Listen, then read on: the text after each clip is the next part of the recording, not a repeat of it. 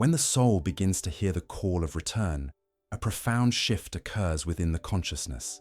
This isn't merely a feeling of world weariness, but rather a deep recognition that the lessons of the material plane have been integrated. The soul that has completed its karmic lessons starts to emit subtle signals of detachment and serenity, revealing that the earthly cycle is approaching its conclusion. As Edgar once revealed through his remarkable insights, the soul that has found its purpose and fulfilled its divine contract begins to yearn for its original home. This yearning manifests not as escape, but as completion, a natural evolution of consciousness that has mastered what it came to learn. You may recognize this call within yourself if you've begun to observe life from a more elevated perspective. The dramas that once consumed your attention now seem distant, like watching a play while knowing it's just a performance. You understand that all experiences, both joyful and painful, were necessary teachers on your journey towards spiritual maturity. The signs of this call are gentle, yet unmistakable. You might find yourself increasingly drawn to periods of solitude and contemplation, not from antisocial tendencies, but from a growing need to commune with your higher self. The material possessions that once seemed so important gradually lose their appeal. This isn't depression or apathy, it's liberation from attachment. Another significant marker is a changed relationship with time. The urgency that drives most human lives begins to dissolve. You understand that all unfolds in divine timing, and this brings a profound peace.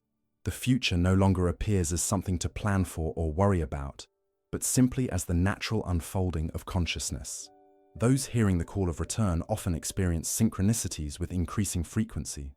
These meaningful coincidences serve as confirmation that you are aligned with your highest path. Numbers, symbols, dreams, and encounters take on special significance, creating a dialogue between your conscious mind and the greater cosmic intelligence. Your compassion deepens, yet paradoxically, so does your detachment. You love more fully while being less entangled in others' journeys. You understand that each soul must walk its own path, make its own choices, and learn its own lessons. This isn't indifference, it's respect for the divine sovereignty of each being. The soul preparing to complete its earthly cycles often experiences a profound shift in priorities.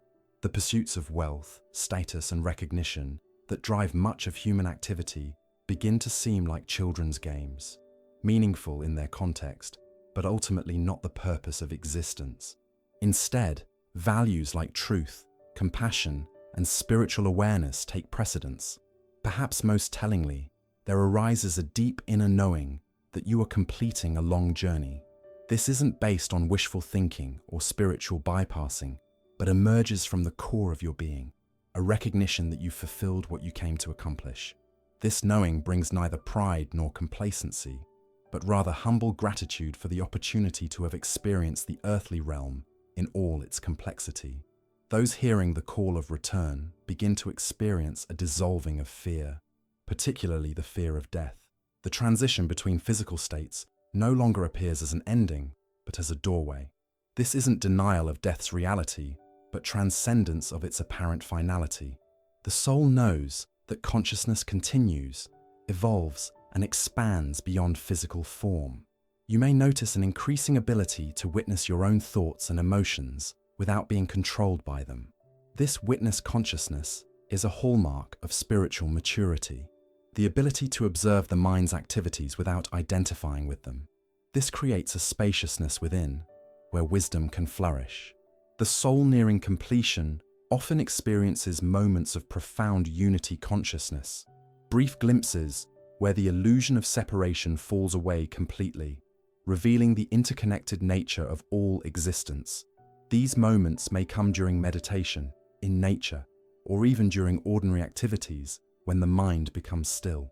As you respond to this call, you'll likely feel a natural drawing inward, a desire to simplify external affairs and focus on the essential. This isn't withdrawal from responsibility, but rather a realignment of energy toward what truly matters as your journey on earth comes to its fulfillment. As the soul progresses further along its path, toward completion of the earthly cycle, distinct symptoms of spiritual liberation begin to manifest. These signs aren't merely philosophical concepts, but tangible experiences that transform how one relates to the material world and one's own existence. The most pronounced symptom is a profound weariness with the material world, not depression or disengagement, but a deep recognition that physical existence is merely one dimension of consciousness. This weariness doesn't stem from inability to find joy in life, but rather from having thoroughly explored and integrated the lessons of materiality. You may find yourself increasingly unmoved by consumerism, status symbols, and the accumulation of wealth beyond your needs. The soul recognizes these pursuits as temporary distractions rather than sources of lasting fulfillment. Another unmistakable sign is the complete loss of interest in conflict and drama.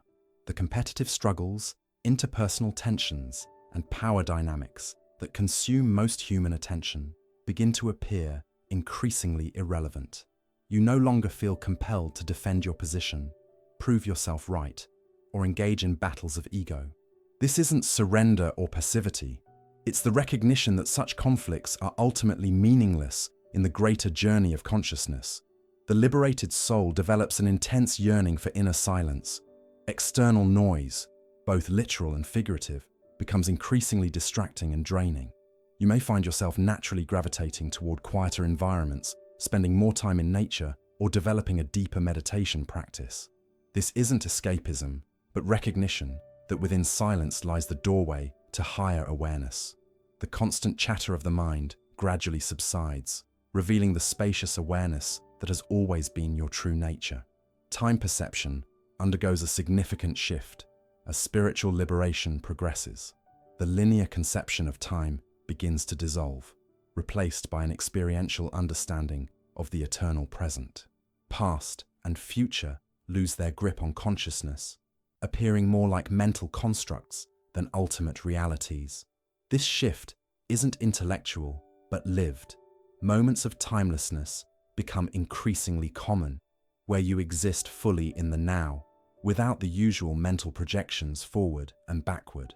The soul approaching liberation from the reincarnation cycle often experiences spontaneous states of bliss that aren't dependent on external circumstances. These aren't mere emotional highs, but profound experiences of your essential nature. Such states come unannounced, perhaps while watching a sunset, hearing music, or simply sitting in stillness. They serve as reminders of the joy that is your birthright beyond the confines of physical existence. Synchronicities increase dramatically for the soul preparing to transcend the reincarnation cycle. Life begins to flow with a remarkable coherence, as if invisible hands are arranging circumstances for your highest good. Meaningful coincidences, perfectly timed encounters, and seemingly miraculous solutions to problems become commonplace. These aren't random events, but confirmations that you are aligned with a higher orchestration of consciousness. Dreams take on new significance, often becoming more vivid, symbolic, and instructive. You may experience increased awareness during the dream state or even lucid dreaming, where consciousness remains awake while the body sleeps. These experiences aren't merely psychological phenomena, but training grounds for the consciousness to maintain awareness beyond physical form, preparation for the ultimate transition. The liberated soul develops an extraordinary capacity for forgiveness, not as a moral obligation, but as a natural expression of expanded awareness. Old grudges, resentments, and wounds lose their emotional charge as you recognize that all beings act from their level of consciousness. This forgiveness extends to yourself as well, dissolving shame and regret about past mistakes. The soul understands that all experiences, even painful ones, serve the evolution of consciousness. Physical sensations often accompany spiritual liberation. These may include feelings of lightness, tingling at the crown of the head, spontaneous waves of energy moving through the body, or a sense of expansion beyond physical boundaries. These aren't imaginary, but reflect genuine energetic shifts as the soul begins to loosen its identification with physical form. Perhaps most significantly, there arises a profound sense of completion regarding relationships and karmic connections.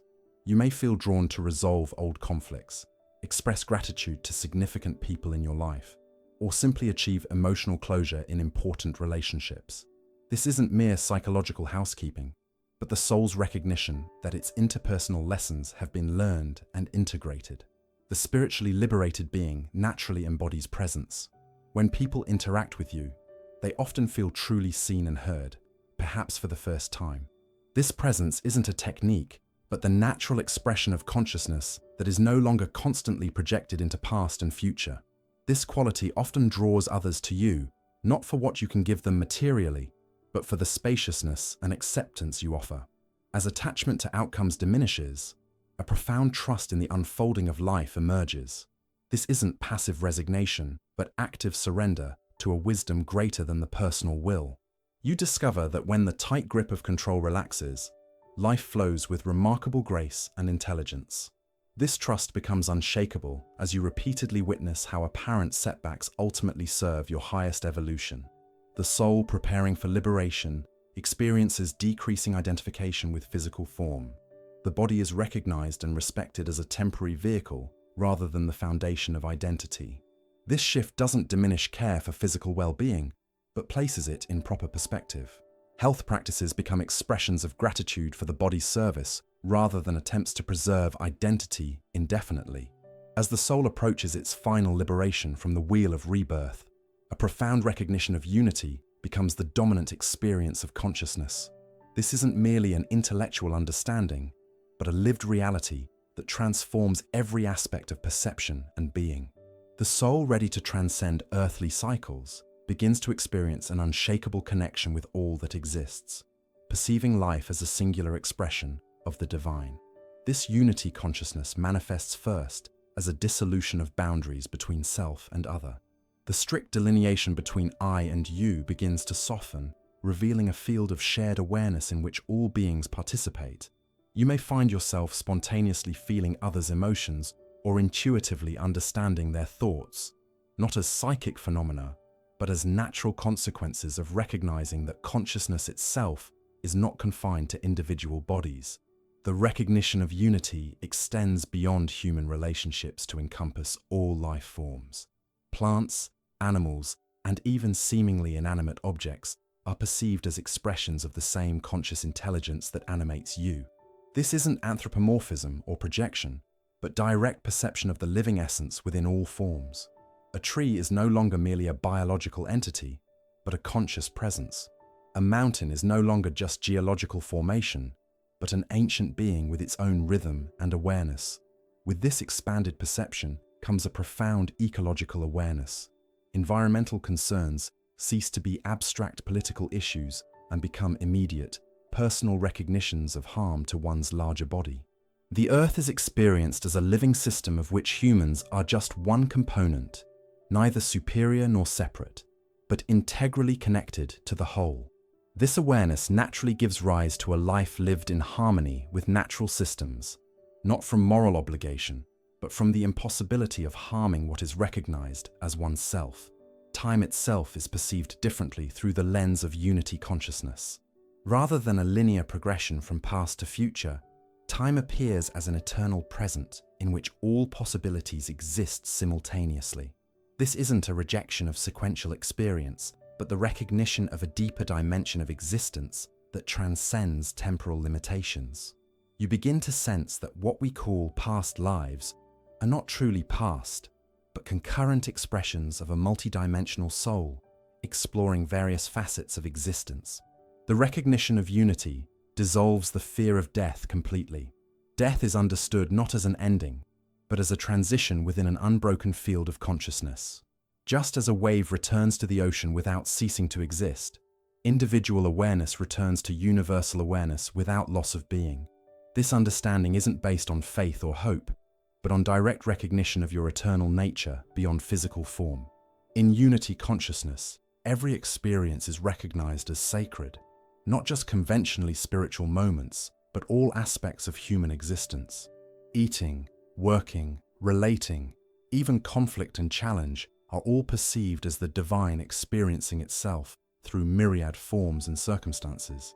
This sacredness isn't projected onto experience, but recognized as inherent within it. The ordinary becomes extraordinary, not by transformation, but by clear seeing. Paradoxically, as unity deepens, Individual uniqueness is not diminished, but more fully honored. Each being is recognized as an irreplaceable expression of the whole, bringing a particular perspective and contribution that could come through no other. This isn't the homogenization of consciousness, but the celebration of its infinite diversity within fundamental oneness. You recognize that the universe expresses itself uniquely through each form, while remaining essentially unified. The soul approaching liberation experiences a profound shift in the nature of love. Rather than an emotion directed towards specific beings based on preference or attachment, love becomes the very medium of perception, the recognition of oneself in all forms. This love isn't sentimental or exclusive, but clear-seeing and all-encompassing. It flows naturally toward all beings, not because they deserve it or earn it, but because their true nature is recognized as inseparable from your own. With unity, consciousness comes a natural state of compassion that requires no effort or practice. The suffering of others is felt as your own, not as a burden, but as a natural consequence of expanded awareness. This compassion isn't based on pity or superiority, but on the direct recognition that there is no other to whom compassion is offered. It manifests as spontaneous service, not calculated to earn spiritual merit, but flowing from the impossibility of ignoring needs that are recognized as your own. The recognition of unity resolves the ancient philosophical problem of free will versus determinism. Both are perceived as partial truths within a larger reality, where individual choice and cosmic orchestration coexist perfectly.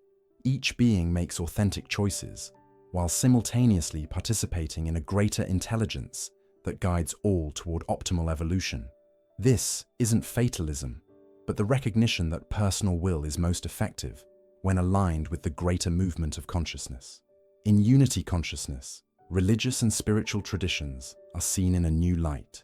Beyond their apparent differences in doctrine and practice, all authentic paths are recognized as varying approaches to the same transcendent reality. The soul nearing liberation naturally develops an inclusive perspective that honors the wisdom within diverse traditions, while not being confined to any single interpretation. This isn't syncretism or relativism, but the direct perception of the universal truth that all genuine paths approach from different angles. The experience of unity brings a natural state of gratitude that permeates all experience. This isn't gratitude for specific favorable circumstances, but for existence itself in all its manifestations. Even difficulties and challenges are embraced with thanksgiving as necessary aspects of the soul's complete experience. This gratitude isn't a practice or discipline, but the spontaneous response to recognizing the gift of consciousness in all its expressions. As unity consciousness stabilizes, synchronicity becomes the normal mode of experience rather than an occasional marvel. Life unfolds with a coherence and meaningful connection that reveals the underlying intelligence coordinating all events. What others might call coincidence, you recognize as the visible manifestation of invisible order. This recognition doesn't lead to passive waiting for synchronistic guidance, but to active participation with the intelligence that orchestrates the cosmic dance. The soul, ready to transcend reincarnation cycles, experiences a profound reconciliation of apparent opposites, light and dark, creation and destruction, being and non-being. These polarities are recognized not as conflicting forces, but as complementary aspects of a unified process. This isn't bland neutrality, but the dynamic embrace of life's full spectrum within an awareness spacious enough to hold all contrasts without conflict. As the soul reaches the culmination of its earthly journey, it arrives at a profound milestone, the end of karma. This isn't merely freedom from punishment or reward, but the complete balancing of the energetic accounts that have propelled consciousness through countless incarnations. When there are no more debts, resentments, or pending desires, the soul's energetic field achieves perfect equilibrium, and the contract with Earth naturally concludes. The end of karma manifests as a remarkable lightness of being. The invisible weights that most humans carry, guilt about the past, anxiety about the future, the burden of unfulfilled desires, dissolve entirely. This lightness isn't irresponsibility or detachment from life, but freedom from the gravitational pull of unresolved energies. You move through existence with effortless grace, responding to each moment with precisely what is needed, neither more nor less. In this state of karmic completion, action flows from a different source. Rather than being driven by desire for reward or fear of consequence, your actions emerge spontaneously from present awareness. This is the true meaning of karma yoga, or action without attachment to results. Each deed is complete in itself, leaving no energetic residue to bind consciousness to future incarnations. You act not to become, but simply as an expression of what you already are. The soul approaching final liberation experiences a profound dissolution of personal will into divine will. This isn't the surrender of autonomy to an external authority, but the recognition that your deepest nature is inseparable from the universal intelligence guiding all existence. The question, "What do I want?" is replaced by, "What wants to happen through me?" This alignment isn't self-abnegation, but the discovery of authentic agency beyond the constructed self. With karmic completion comes perfect acceptance of what is. This isn't resignation or passivity, but the recognition that reality in each moment is exactly as it must be given all that has preceded it. Resistance to the present, which creates much human suffering, dissolves completely. This acceptance isn't inertia. Action still flows when appropriate, but freedom from the emotional contraction that occurs when consciousness fights against reality. The completed soul develops extraordinary clarity about its final purpose before departing the earthly realm. Before permanent liberation, these souls typically assume a last mission: to inspire, heal, or awaken other consciousnesses still bound to cycles of pain and repetition. This purpose isn't driven by obligation or spiritual ambition, but arises naturally from compassion for those still identified with separation and suffering. This final purpose often manifests as a particular form of service uniquely suited to the soul's accumulated wisdom and abilities. Some become teachers, articulating truths that bridge spiritual realities with human understanding. Others become healers, addressing the wounds, physical, emotional, or energetic, that bind souls to suffering. Still others serve quietly, anchoring higher frequencies through their simple presence in ordinary circumstances.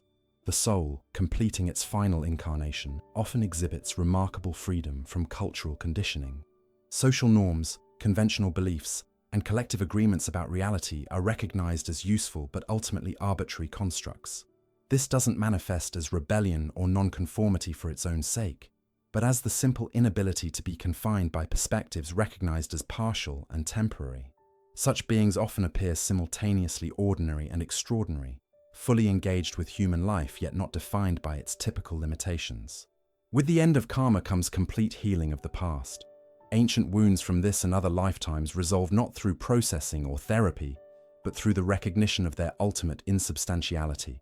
The stories of victimhood, failure, or inadequacy that haunt most human consciousness simply dissolve in the light of expanded awareness. This isn't denial or spiritual bypassing, but genuine transcendence of identification with any narrative about the self. The completed soul emanates a tangible field of peace that affects everyone in its presence. This peace isn't an achievement, but the natural radiation of consciousness, no longer in conflict with itself or reality. Others often report feeling unusually calm, centered, and clear in the presence of such beings, not because any technique is being employed, but because peace is contagious when authentically embodied. This energetic transmission often accomplishes more than any teaching or technique. As the soul prepares for its final transition, a process of conscious completion occurs regarding all earthly attachments. Relationships are honored and released, possessions are distributed with mindful intention, and worldly affairs are set in proper order. This isn't anxious preparation for death, but the natural completion of a magnificent journey. Just as one might carefully close a beloved book after reading the final page, the soul mindfully concludes its earthly narrative.